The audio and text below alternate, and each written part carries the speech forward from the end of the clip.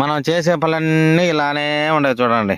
Hello hi friends, అందరూ ఎలా ఉన్నారు? అందరూ బాగుండాలి మనస్ఫూర్తిగా అయితే కోరుకుంటున్నాను. ముందుగా మన బైక్ కీ పోగొట్టుకుని 2 రోజులు అయితే అయిపోయింది. మొన్న ఆదివారం నుంచి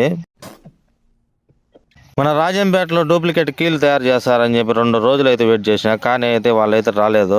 అందుకని కీ సెట్ అయితే తీసుకొని రాజంపేటకి అయితే వెళ్ళాను. ఈ డూప్లికేట్ కీలు తయారు చేయాలంటే అమ్మవారు చాలా ట్రెండింగ్ లోనే అయితే ఉంటది. ఇక్కడ చూస్తే అయితే లేదు. అందుకని చెప్పేసి ఇక్కడ లస్సీ బాగుంటది, ఇక్కడైతే తాగుతున్నాను లస్సీ. మన రాజంపేటలో కల్లా ఎక్కడైతే బానే ఉంటది లస్సీ మాత్రం. ఇక వాళ్ళు వచ్చేదిలే చేసేదిలే అని చెప్పేసి 1800 బిల్లు పెట్టుకొని కొత్త లాక్ సెట్ అయితే మార్చేసుకున్నాను. మొత్తం ఈ 1800 చూసుకున్న బైక్ అడ్రస్ లేకుండా అయితే పోతుంది.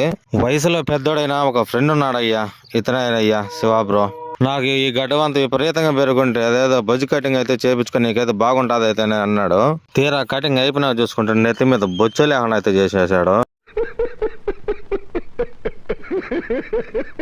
ఎందుకంటే అతనికైతే తెలుగు రాదు, నాకైతే హిందీ రాదు. నేనైతే బొజ్జు కటింగ్ అని చెప్పేసి మొత్తం లేపేసాడయ్యా.